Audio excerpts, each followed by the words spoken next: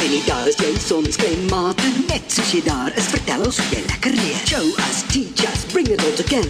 Penny, our friend here at PNA.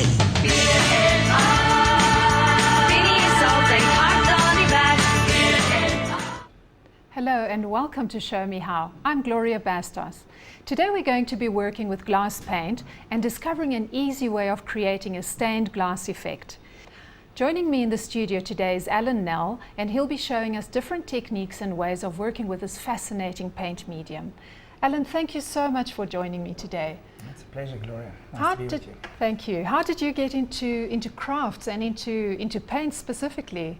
Well, as a kid, I was always just the one whose work was held up by the teacher, and I sort of figured I must have something. Later worked out that I was just a little more in touch with the right side of my brain than the left, which my maths marks later proved to be true. And since then I've just always dabbled with arts and crafts. I became an art teacher, then had an art shop, and I'm now repping art materials. Very, very nice. Alan, I believe we're going to be doing something like this today. That's going to be the final result, yes. Fantastic. And we're going to look at how to do the lead lines and the colours in between. Wonderful. Now I see you've brought us a variety of different designs. And I think that's a nice thing because different designs appeal to different people. Yes, I think it's important that people realize that they don't have to stick with what they've seen before. It doesn't have to be a religious icons, because that's what's traditionally been stained glass window. Right. They can work with children's designs, they can make up their own, they could do fairies, whatever they're excited by. Fantastic. I'm dying to see how we get started. All right, well, first you need to get yourself some glass, and it doesn't matter what thickness it is, it all depends what you feel it would be good for the place that you're going to put it. Okay. It's better to work horizontally than vertically, because the paints can run if you're working on a vertical surface. If you're doing a window and you can take it out and do it horizontally, it just makes the work so much easier. If not, are you going to get a little bit of pooling towards the bottom? The Dollar's made a paint which doesn't bloom and dribble, and so what happens is that you just got to put it on in 2 layers instead of one layer, because if you put it on too thick it can come off. All right, fantastic. The lead line comes out in various colors. It comes out in imitation lead, black, and then it's got some metallics like your gold, silver, bronze, and copper. Lovely.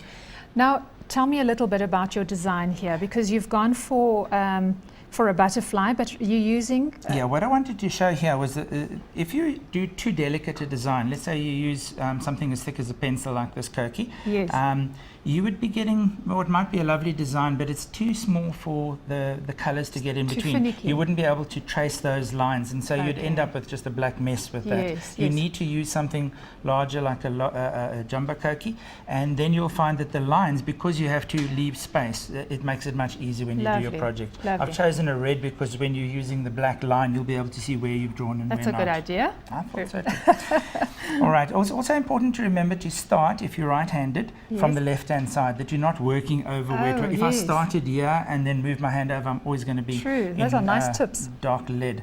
So, how long does that lead take to dry, Alan?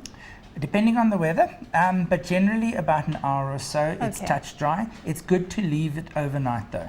Always get something under your hand, because even the fattiness and the oiliness from your hands can start to create a surface that the paint doesn't like. You need to keep it absolutely clean. Wash it perhaps with some meths or Windoline so that you've got a clean surface to work on. Okay, excellent. Once you're ready, shake the liner that you get the paint there, that you don't get little bubbles. Right. And then simply start tracing.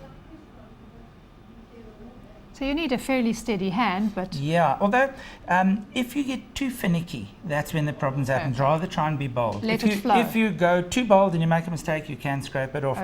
But it's best to work. To join, you simply just attach it to another section where you've already been. You can always go back. Like there, it didn't come out a little bit, I can go back. And you can, while it's still wet, you can smooth it over. Just pull that over and it takes out all the wobbles. It's so much easier than working with solder and actual lead. And it still gives you the same effect. Sure. But as you say, it's a nice way to progress, to begin with this and progress into the proper leaded glass. Can we move on to the next step then? Yes, let's show how to get the color into those areas. I see you've got a different design that we're actually going to be painting on. Yes, we'll just keep moving on and just showing you that all kinds of things are possible. You know, I think some people have the misconception that stained glass work and leaded glass work is very old-fashioned. But I've seen some really modern and contemporary designs that would appeal to anybody and would go with a very modern look. Let me just put the white nicely underneath so that we can see your work. There we are. All right.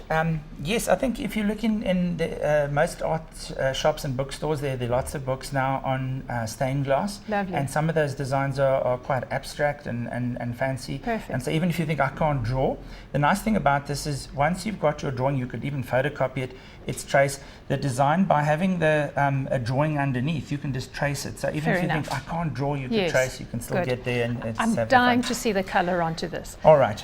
When you're applying color, it's not traditional that you just put a brush in the paint and smear it on, because Okay. the paint flows. There are various ways that you could do it. One is a pipette. Yes. These are very inexpensive. They're little plastic pipettes, and you would simply slip up the paint and drop it onto the or area. a drop, I suppose. A dropper would work as well. Okay. I did one where I've been using the yellow, and Mm-hmm. I've sort of cleaned it in some acetone, which is its solvent. And although it's stained it yellow, I could still use it again. So it's not only just Yeah. once that you're going to be able to use those. Okay, lovely. Okay, I'm going to Let's get some show you colour some on. other things. You can use a brush. And what will happen is once you've dropped it on, you're just going to guide it. Very important is that with the paint you actually touch the lead line, because Yes. otherwise you have little white areas and borders, because Okay. it could form a bubble. Show and me not how touch. to do that, because right, I I'm think gonna- it's important that I'm going to start with the pipette. All right, lovely. Now you said that all the colors are translucent with the exception of white. That's correct. So if I want to, instead of going for red, if I want to go for a pink color, I would add some white, and that would Well, make it you've- opaque. Well, you've got two options. We've got one called transparent or clear. And Yes. what that would do is, instead of making it a pastel shade by taking it to pink, it would just thin out how much pigment there is in, Okay. and so you'd have a lighter red. Okay, and still So be that's it, yes. translucent. Okay. Okay, now you can see a you- little air bubble formed there. Now I just pop that. and you put quite a lot of paint, I see. Well, you can decide how rich the color you want to be. From experience, I judge that would be enough for this little block. Yes. And what I'm doing now is I'm just making certain that every bit of the paint, So you can you're make- actually pushing the paint to where you want it to go, Right, rather than to make- traditionally painting yes, to make sure it fills all the gaps. it. Yes. So you would use a mixture of paintbrushes and Toothpicks pipettes. are Okay. fantastic. A toothpick, To get- yeah. to get into Once the I've done tiny that, little- I would very often take a society stick or a toothpick. Whoops, that one goes down to the floor. Let's try another one. Okay. And just by touching the paint and the lead line, I make certain that I don't leave any little air bubbles or areas that it doesn't. All right. Now the paint, how long does that take to dry? The paint is also in about a half an hour. It's touch dry, but most paints dry with a sort of a scab on top, and it Yes. can still be a little wet Yes. underneath. So it's not a good idea to check if it's dry, because you can Yes. end up with Yeah, fingerprints in your work. So rather just leave it for an hour. Try not to speed things up as well. Don't go and put it in front of your hair dryers and okay. heaters and things like that, because what could happen then is it could shrink a little because it dry, and then Right. you're pulling it away from the From the edges. So edges, rather just yes. leave things to dry. Yes. It's not a good project for people who are too impatient. Yes. Impatience doesn't work with glass Okay, stains. lovely. Show me a different color, because I see All the right. red is very vibrant. Very and vibrant. do you get a whole variety of colors? Adala's brought out 14 colors, and they're all intermixable. Show me one Um, while you chat to me. There's a yellow. Now that's easy to see. There's a white. But when you get to most of the other colors, when you see the bottle like that, just it's looks difficult. dark. It's dark, and a lot of them on the shelf, you sort of think, oh, they've only got one color. This shop's only got black. But if you just read on the side there, this one is blue. Okay. There's two blues. I'm going to use this one. It's a very Yes, lovely show shade me. of blue. I'm dying to see the vibrancy, because these colors are absolutely beautiful. With paint, how long will this paint remain vibrant and colorful? Well, we've done samples that have been going for 16, 17 years, and the colors are Is still that there. so? I think Lovely. it's for a craft project, very impressive. By the way, it's always good to have some of that. Okay, Very wonderful. important. You're cleaning your brush with acetone. It's not water, that's acetone nail Okay. polish remover if you have that, but otherwise it's available in larger bottles in Okay. acetone. Most hardware shops will keep that. Show me the blue. I'm one of those impatient crafters. All I right. love to see the results, so I'm dying to see. Okay, I'm going to choose this area right next to the red. Okay. And in again, this I'm case, gonna- you've decided to use the brush, I'm not using the pipette. brush in this case. I'm just going to show that it's intermixable. Yes. You'll notice that what's happening is because it's so thick, it's like a syrupy texture. Mm-hmm. It doesn't come out Doesn't really easy drip. flow. Yeah. But the moment I push it just a little, Now that looks quite dark. So if you wanted a lighter blue, you would use the solvent. okay, it's always going to look darker when it comes out. Once it's got light behind it, even the dark colors will look more vibrant. Okay. But if you wanted to make it a paler color, you simply add the clear to it. If you still want it to be transparent. Yes. Or you could take the white and make a pastel shade. Okay. Now, when you're painting, if you've got a little bit more paint on that side than on the top, will it sort of even out and level itself? Yes, it is a self-leveling paint, which is why it's important to make work, on a surface that is flat surface. Yeah, if it's a table that's leaning slightly, let's say it's got a wobbly leg, you could have your whole painting oozing over to the one side. So it's a good thing to, What about mixing colours? If I don't have a green, can I mix the yellow and the blue? What you could do is at most plastic shops they sell these real cheap, and you could just either mix it on the surface. Yes. Here's a nice sample where in that little flower I put yellow in the corners. And while the yellow was still wet, I took orange and dropped it around the side. And you didn't mix it completely? I didn't mix it completely, because if I'd used the toothpick, I could have got a marble effect, which looks like real stained glass. But in this case, I wanted it to have a clear distinction between the two. Yes. It's important to do it while it's still wet, otherwise you get a very definite clear line there. But otherwise that was done with a bit of yellow and green. All right. But if we pre-mix it, we get a completely even texture to the paint. The color that's used on the fish, that was 99% yellow and one little drop of blue, which has made it lime. I see, yes. And if you like the color, it's a good idea to remember the mixture. Make it in something like this and keep it. Yes. So, you make which color you want. So you might end up with, say, 6 or 7 bottles and 10 of your little new colors that you've mixed. All right. Once we've painted the whole design, we leave it to dry overnight. Yep. And then and it's very important that you don't leave it in an area where there's wind coming through, because little twigs and dust and cat's paws and all kinds of things. So should we cover the design with a net or something? Put something around it would be, I wouldn't go as far as a net, but just make certain that it's protected, maybe a box or something next to it, that you don't get a draft on it. Alan, I believe this piece of art is what we're going to be making now. That's right. We're going to show how it works on texture paste. This was done by somebody down in Stilbaai, a friend of mine, Sonia Margerison, who's a very talented artist and crafter, and she believes in the same line that I do, that art begins when you say, I wonder what would happen if, and then you experiment and have Fantastic. fun. But we're still going to be using glass paint. You're still going to be using glass stain, and it's still the transparency, except you won't see through it. It's what will happen is you'll be seeing the reflection of lighter colors coming through. Okay, lovely. Now, I've got some blank pieces of wood here, and I think you are trusting me to do this. Yes, I am. You're going to have fun. We've got some simple chipboard here and some hardboard. They cut nice and square. Most hardware shops will do that for you, and then you paste the one on top of the other. Glue them together. Wood glue. Wood glue is fine. Perfect. Darla's craft glue would work just as well. Okay. And then you're going to start applying some texture paste on that. Okay, lovely. This one here. Texture paste, right. See, You definitely would not be paste. using a brush here, because the brush would just clog up what it look like. Any one of these palette knives will do? Any of the shapes that, ladies, if you've done the icing on a cake, this is very simple. Same principle, you're just spreading it out. Okay. Now, we don't need to prime the wood in any way. No, just not at all. You can just stick it straight on. Okay. Because you're not going to be working ultimately on the wood, you're going to be working on the texture paste. And Alan, how thick should this paste be? Again, you could do it thick, you could do it thin. It's a untried territory, so you could play with it, and whatever you find that starts giving you interesting. Remember that every little millimeter of shape that you leave there. So texture is not about how deep it is; it's about the definition. Now, how long does this paste take to dry? Well, it'll be touch dry in about an hour, but in summer weather, it's going to be touch dry even sooner than that. Okay.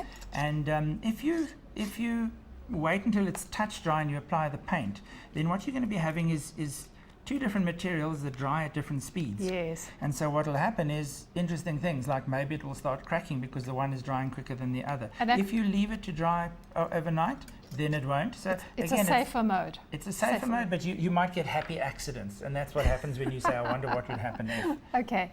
Now, I saw that in our sample, you had scraped some designs on, or did you stamp them? No, stamping doesn't work well. This is too wet, and so if you stick a stamp into that, it just pulls it loose. Okay. You need to wait till it's slightly drier, and then you start anything that you use, the back of a brush, one of the palette knives, painting knives, society sticks, anything that makes a mark, anything stronger or harder than the Can I go with the pencil? Would be fine. The back of the pencil. The back of the pencil is a tool, yeah. Okay. So I saw that you had some swirls. That's it. And I'm just going to go freehand here and be creative. I'm going to try and emulate the design that you had, but if it's slightly different, it doesn't really matter. I think that's enough. I believe you've got a dry one for me. I've got a dry one for you. Okay, excellent. Excellent. Let me put this one under. Is this what you were talking about? That was what I was talking about. That's Okay, very, very inexpensive. And once it's under the paint, everybody thinks it's pewter. So but now, what have you done here? You've cut out the heart shapes from the... Simple scissors. Yes. And you don't need any special cutting tools. Okay. And you can draw it on with a little Koki, and then you cut out the shapes that Let me do one of those, and we're just going to... I'm going to stick with your heart shape. Okay. Again, did you draw freehand? I just drew freehand because you can have thin hearts. Everybody's got a different idea of what they think a heart should look like. Okay. And then basically any pair of scissors is going to cut. Yeah. Oh yeah, this is actually quite easy. It's very easy to cut. But now this is thicker than tin foil. Yes, so it gives you a little bit more.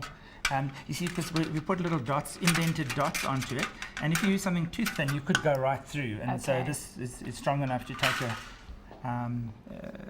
pencil or a back of a brush or anything that you want to. Now you said something about coffee tin covers. You're talking about that little piece of foil that sits under the... That's under the main lid, yes. Not the actual lid. That would be a little tough to cut. That's plastic, yes.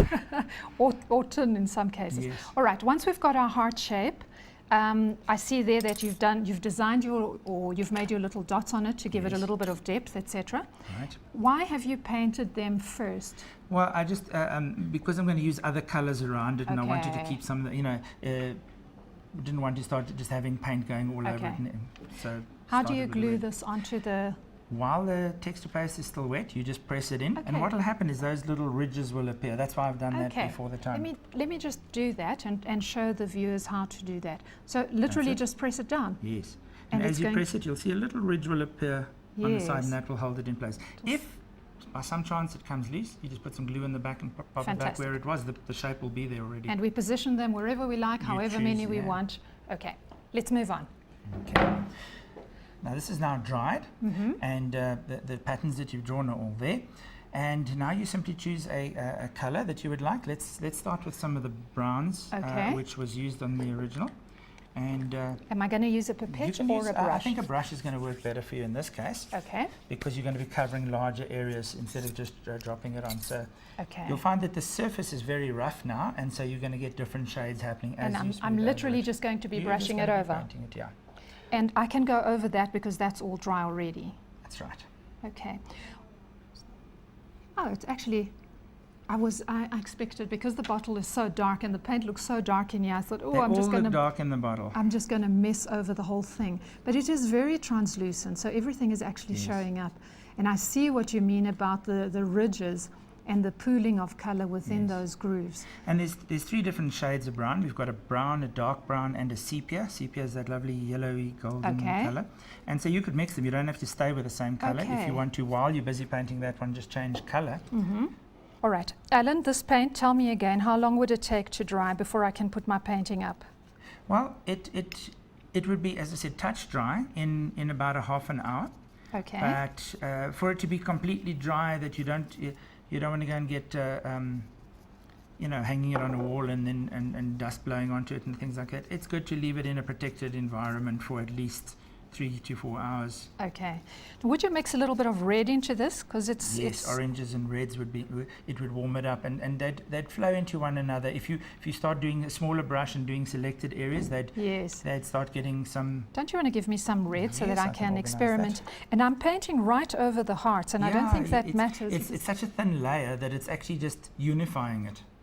And if I find after I've finished painting it that it's actually not rich enough and that I would like to go over it again, I need to wait for it to dry completely before I start? Or? Whatever you do, don't wait till it's 3/4 dry. Otherwise you get a sort of a toffee apple effect, and it's very sticky and messy. So you need to wait until that's. This red is now a little bit too red for me, so I'm going to be mixing. Thin it down with some orange. Okay, good idea. Alan, now you've said to me we can use the glass paint on anything. Yes. And ideally it is made for glass, and that's what it was intended for. But in this case we're doing it on wood. Okay. It makes a beautiful wood stain because it allows the grain of the wood to still show through, and it will varnish it and color it all in one go. Okay. I know somebody who actually painted his whole bar counter orange, and he's got this orange. Well, that was his choice of color. Wow. Okay. what you don't have to do all is rush out now and all buy the orange and the red and think those are the only colours that work. Exactly. You know, use your initiative, use your personal colour taste to design something original. And I think, like with all art, you're not going to get exactly the same effect every time you're going to paint something. But that's what's nice about it, is that you don't Absolutely. end up with a recipe that, you know, we're not going to bring this out in a kit of step 1 by 2. We would like you to play with it and find what rich things happen. And once you start playing with some of the whites into it and getting slightly more opaque areas, it changes the whole look of the thing. Lovely. I like the way that it mixes so beautifully. It's actually a much easier medium to work with than I expected. Yes. One thing I'm dying to ask you, these ridges that you've made here, Yes. was that done with your fingers? That was done, you can use your fingers, but that was done with the back of the handle of a knife. Okay. And it's because I needed I tried a few different things. I tried the pencil and I tried the back of, or tried the painting knife, but they were all slightly too thin. So once the knife, It's lovely. yeah. But So anything harder than the paste is a tool. Absolutely, and it will give you beautiful effects, beautiful texture, and the paint flows If you on wanted it deeper beautifully. colours, you could now take that pipette and draw, you know, in between the Oh, grooves, that is that true. slightly thicker line, and then that will dry a darker Very colour. You get clever. contrast between light and dark. Alan, there's so much to talk about and so much to learn, but I'm afraid time has run out. Thank you so much. Thank you. Show Me How was proudly coloured by PNA, suppliers of stationery, books, arts and crafts. PNA, colour your world.